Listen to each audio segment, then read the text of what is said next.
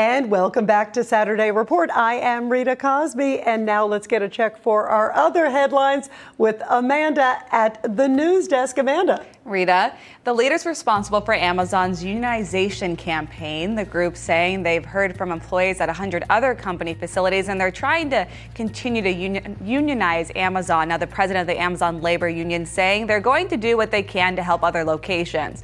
This comes after a New York worker at Amazon voted to form a union there.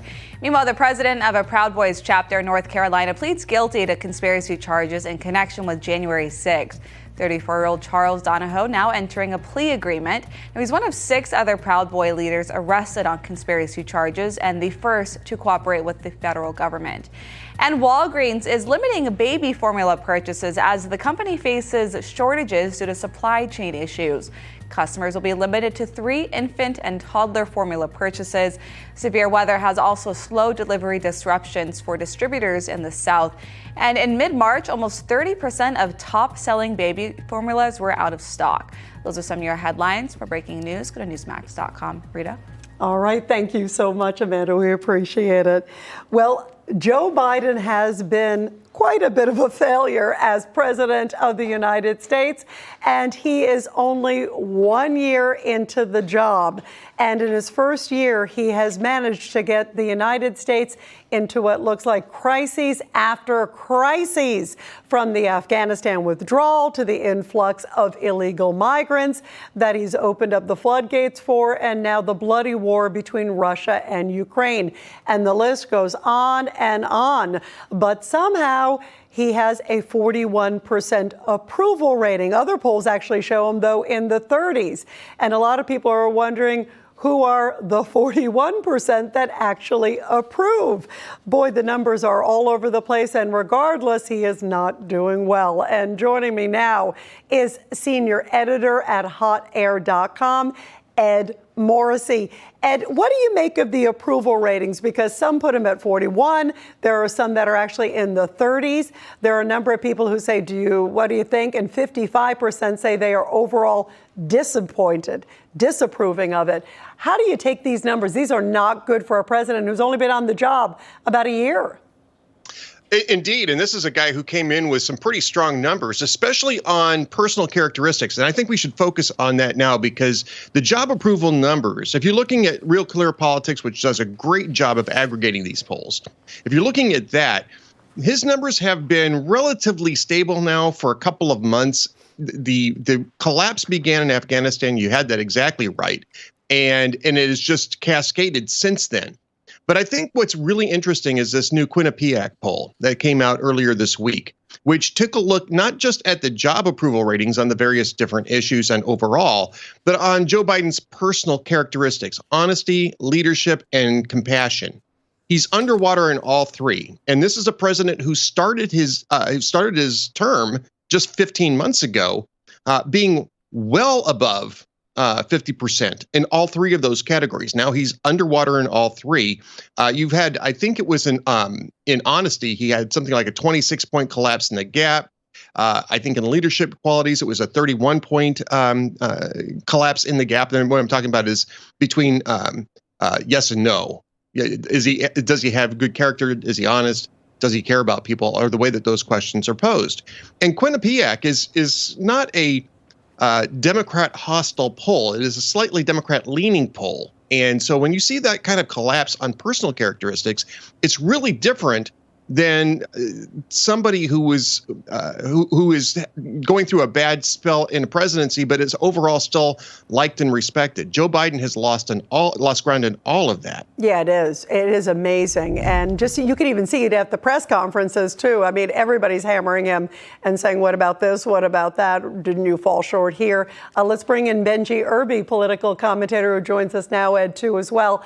One of the big areas is, of course, the border, and that's an absolute disaster. And it's been reported that Border Patrol agents could have more than 1 million encounters with illegals this year. Some people are even saying up to 2 million. That's a staggering number. But let's listen to what Secretary of Homeland Security Alejandro Mayorkas is saying is the biggest threat to the United States. And then I want to get your reaction, Benji. Take a listen to this. The greatest terrorism-related threat that we face in the homeland is the threat of domestic violent extremism.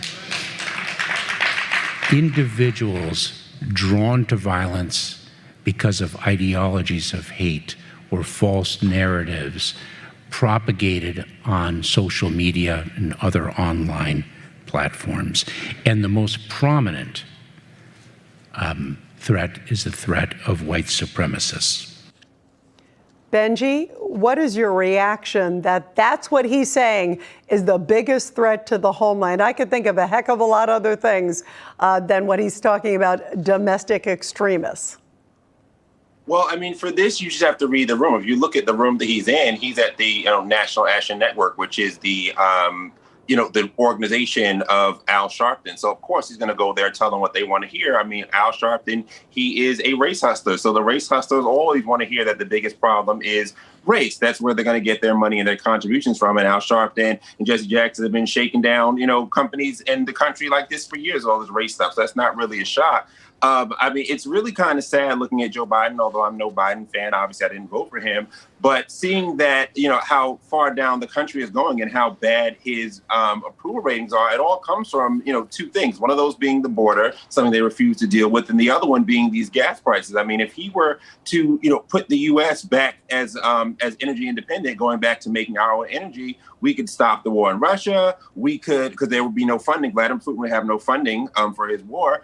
We could also give oil to our allies over there in Europe or whatever, so they won't have to depend on Vladimir Putin as well. And the gas prices will come down for the American people, and his approval rating will go up. But the thing is that, as we already know, Joe Biden's not in control of any of this. So that's why I honestly feel, and I'm no fan of Joe Biden, but I do feel that the moderate Joe Biden, the person that we've all known and abhorred for the last 50 years in Congress, knows better than this. And I think that if Joe Biden were in control, he would not even allow this to happen. But he's obviously, a cognitive mess. He's not in control. There are the big, green lobby scam, Green New Deal scam people. They're the people that are obviously in control of this whole thing, and the country be damned, and Biden's presidency be damned at that.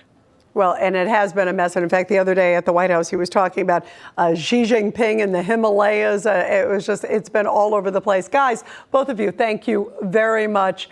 And we'll see what's ahead on the midterms, how his polls affect others at the elections. That'll be really fascinating. Hey, I'm Rob Finnerty. Thanks for watching. If you enjoyed this video, please join the conversation in the comments below. Don't forget to subscribe, too. Hit the bell icon to be alerted to breaking news. And remember, there's a whole lot more on Newsmax TV, America's fastest growing cable news network. Newsmax TV, we're real news for real people.